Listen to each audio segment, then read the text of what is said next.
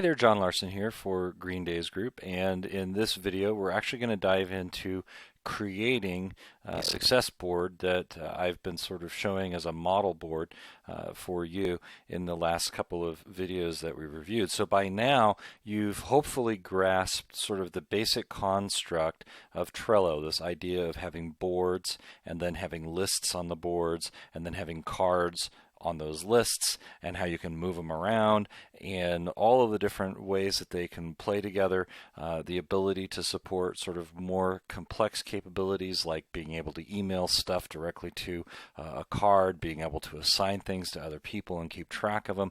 It's pretty powerful, but you know, it all starts from someplace, and so I want to actually show you how we're going to do this. So I've logged into Trello, and right from the beginning we're going to go ahead and create a board. So you just start with this little plus right here, and we're going to create a board, and basically I'm going to give it a title. So in this case we'll say like Jack's tasks. All right. And the organization, you can have boards that are assigned specifically to your company, or they can be outside of your company, or if you have multiple companies that you're managing, you can have multiple organizations. I'm going to go ahead and say that, you know, just for pretending here, that Jack is a part of Green Days, and so I will assign it to the organization. But perhaps this is something where, even though it's a part of the organization, maybe as Jack, I want to keep everything private.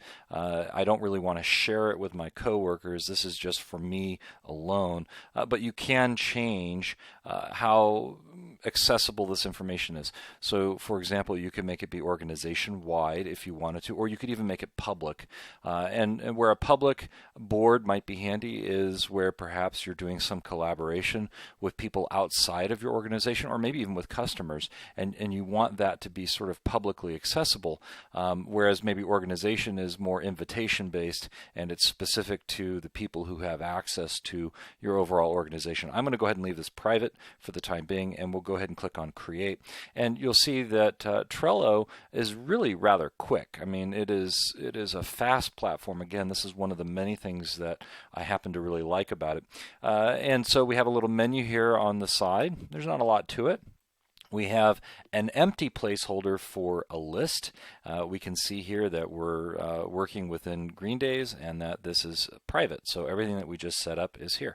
So now we're going to begin to build out that sort of organizational structure that I was showing you in my last video. So it's really, really easy. We're going to start here, major focus equals long term. So we're going to go ahead and set that up. I'm just going to hit the return key, and you can see it sets up that list, and now I've got a new list that I can populate. So I'm going to say major focus equals medium term, and then major focus equals short term, and then today's targets, and then the idea inbox, and then we have this week's targets, and then we've got next week's targets,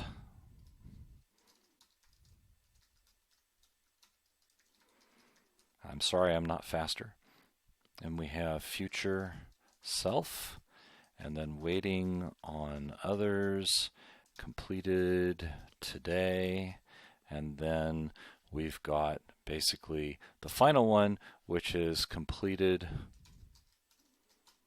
this week. And we're done. So we've basically set up sort of the placeholders where we can now begin to add cards. So again, if you happen to have read the book, or you're part of one of the group consulting for Work the System, you know how powerful that can be, and you'll hear me talk about it a lot because it really, for our business, is just totally reshaping how we do things. I personally work a lot, And as a result of the things that we are implementing coming through that, as president and CEO of this business, I know that I'm going to be able to cut my workload probably by at least in half, which will free up more time for me to focus on other things. So it's really, an excellent program. If you happen to be coming across this video from other places, I highly recommend it.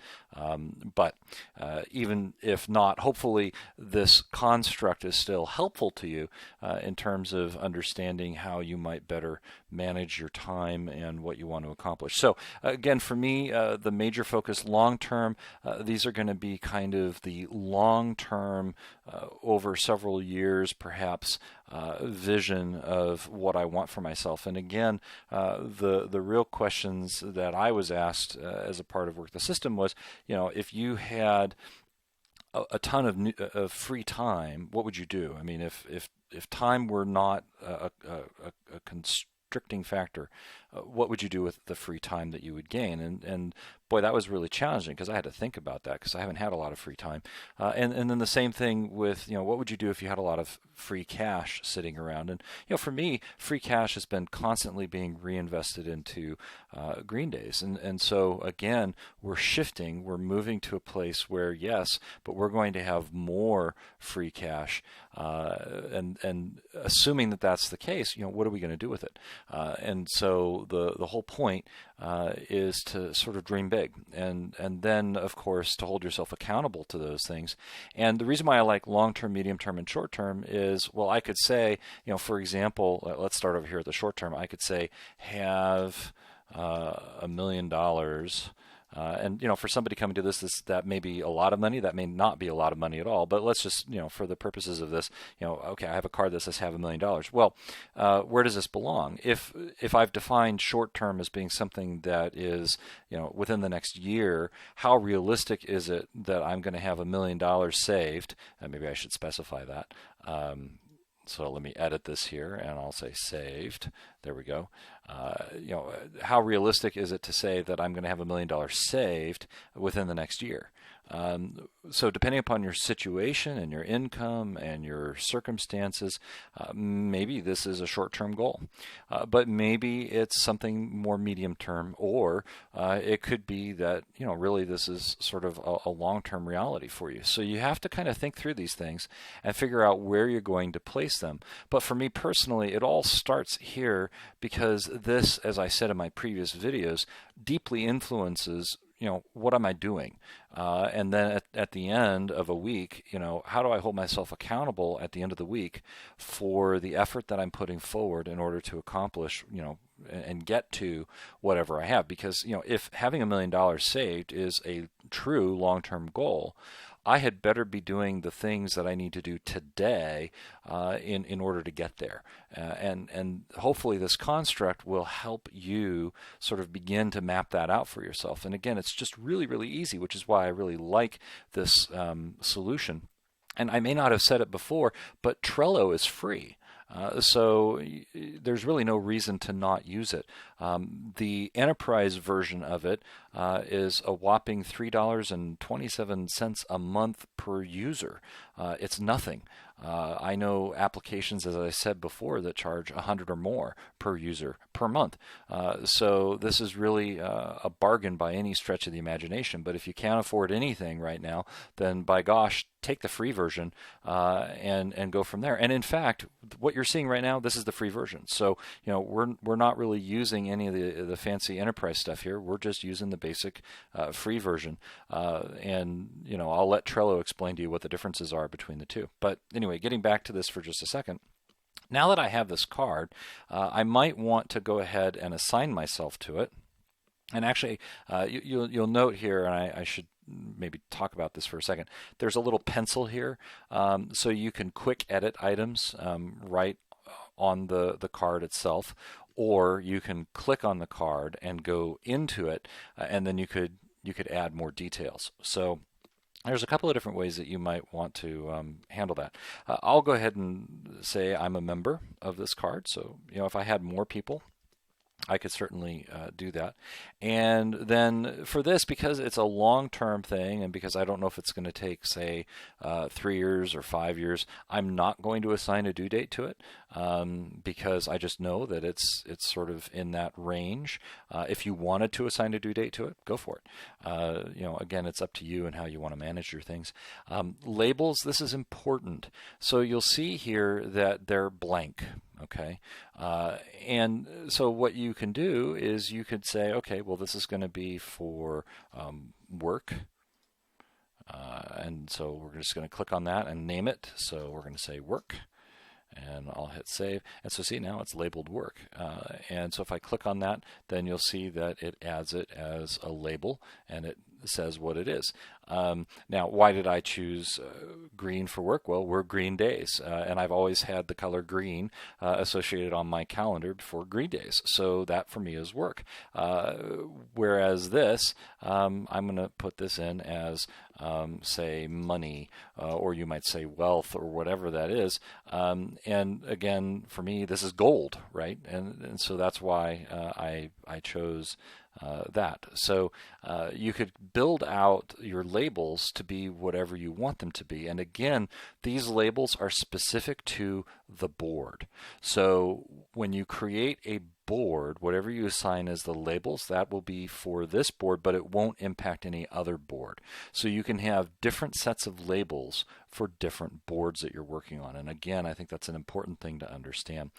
But anyways, basically, you could build out whatever labels that you want. Be sure you assign yourself to it. Always assign yourself to whatever it is that you're working on. That's really, really important. So then it just becomes a matter of filling this out. And yeah, that'll take a little bit of time to fill out all of these details. But if you've taken any time at all to ask yourself, for example, what are the top 20 things that I would do with more time, and what are the top 20 things that I would do with more money, believe me, you can fill this very quickly. So that's something to kind of bear in mind. And the same methodology works. So, for example, when we have the idea inbox. So the whole point here is that I may want to have, an idea may come to me. So it might be something like research impact of Google's snack pack update. And if you don't know what this is, then you need to talk to me. But research impact of Google Snack Pack update. So this is an idea. Now, is this a do it now reality? Is this something that I should address immediately? Is this something that, because of everything else that I have going on in my life, on this particular day, this is more kind of future self a little bit. So maybe, I look at this and I say, well, it's definitely work related. So, I can label it and say it's work related. And I want to assign it to myself. And, maybe I say it's for this week. Okay, so when you have an idea, you put it in the idea inbox. You may not know right away whether it's a do it now reality or something to be done this week, next week, or some point in time in the future. So feel free to let things sort of sit in the idea inbox for a period of time before you decide where it needs to go. And again, none of this is set in stone. So if you decide, well, no, in fact, as it turns out, this is not something for this week. This, in fact, is something for today. We'll just move it. It's easy.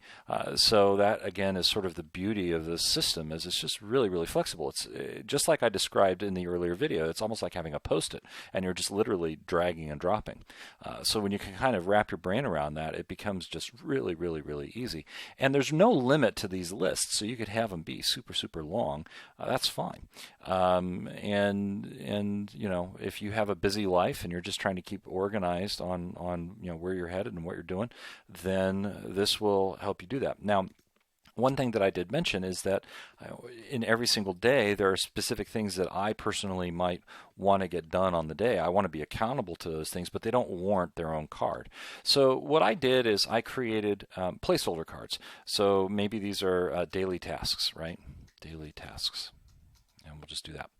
And it could be that these daily tasks cover a broad array of things. So maybe their work, their money, maybe like this one here, let's say this is health. I've always thought of red as being health related. I don't know why, but there we go. So maybe it's those things. So whatever is related, then you do that. And maybe in this case, I want to have a checklist, and I would recommend a checklist actually, because this is the thing. So let's see here, daily tasks. I'm just going to repeat what I said before. It's okay.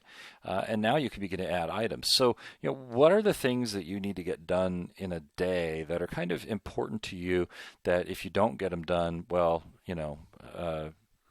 it's frustrating, right? And so for me, there might be a few things like, let's say, going to the gym. I know that if I have a long-term goal that I want to be healthy, then every single day I need to spend a little bit of time in the gym. It doesn't have to be 2 hours, but 30 minutes. I need to be able to set that time aside. Maybe it's a case where read. Right, because I need to spend some time reading to just keep up on what's happening in the industry, or whatever. Maybe something is sitting for ideas.